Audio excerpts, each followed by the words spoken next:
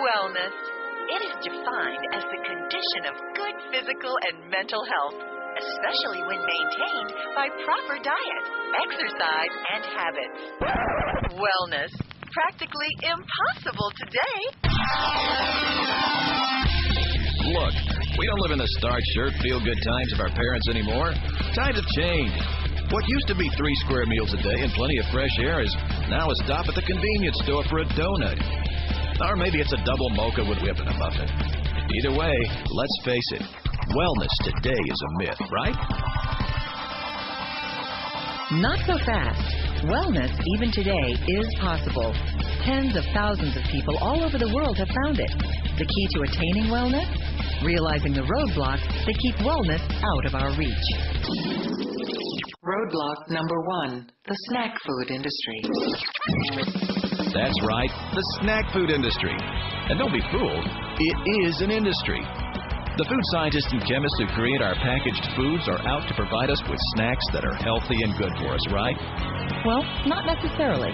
According to a columnist for Food Processing magazine, when taste and nutrition collide, taste always wins. So if nutrition isn't their main concern, what is?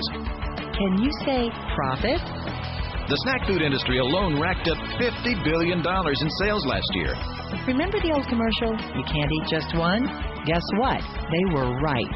It's what I call trigger food eating. You can't eat just one. It's not addictive in the sense that there are no withdrawal seizures from pizza.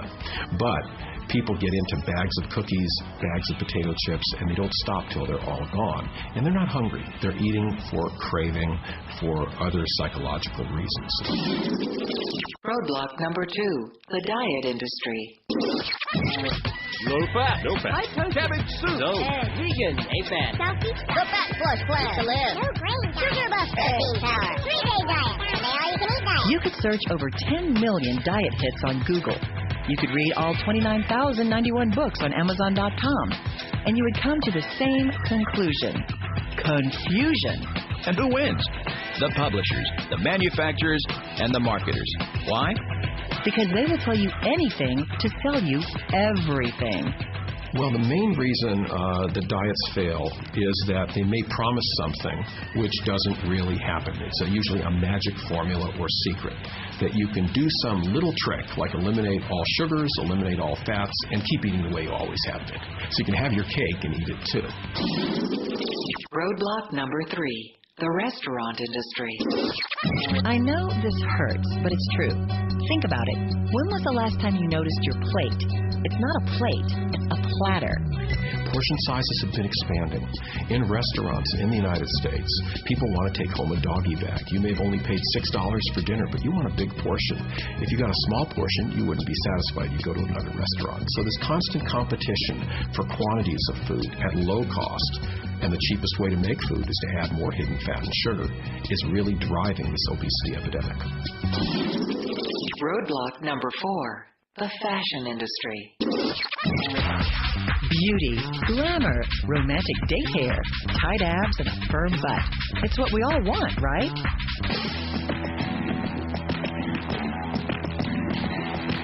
Here it is, the dark, dirty secret of the fashion industry. Less than 10% of the population genetically fits a professional model's height and weight zone. Yet women and men get sold this image every day as the goal. This is normal. This is attainable. This is a lie. Percentage of women who feel depressed after looking at pictures of models? 70. And roadblock number 5, society. Society? That's right. Think about it.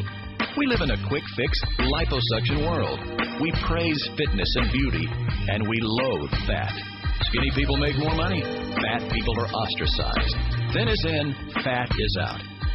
Problem is, society doesn't give us any answers, only statistics. Statistics that are out of control. 1 out of 2 Americans is overweight. 1 out of 3 is obese. 1 out of 5 children in a pediatrician's office is obese. Countries that traditionally had a healthy diet like Japan, the incidence of obesity has increased from 5% to 20%. In poor countries around the world, as soon as you introduce the possibility of American foods, the richer classes become obese and the poorer classes are still malnourished. So this is a worldwide problem. Today, there are 158 million type 2 diabetics in the world, and this is a disease closely related to obesity because 95% of those patients are obese. In the next 10 years, there will be 212 million type 2 diabetics in the world, and 80% of all heart disease will occur in type 2 diabetes, which I call diabesity. The roadblocks are real, and they are working. Never before in our history have we as a nation been so fat. And it's not just about how you look. It's about your life, how long you will live, how long you will be around for your family. You see, wellness is a way of life that changes everything. The way you feel, the way you relate to people, and the way you look. The problem? People don't know what to do. They're so overwhelmed, they don't think there's an answer. But there is. Tens of thousands of people all over the globe have found it. You can too. We call it the Wellness Solution, and it's waiting for you at Herbalife International.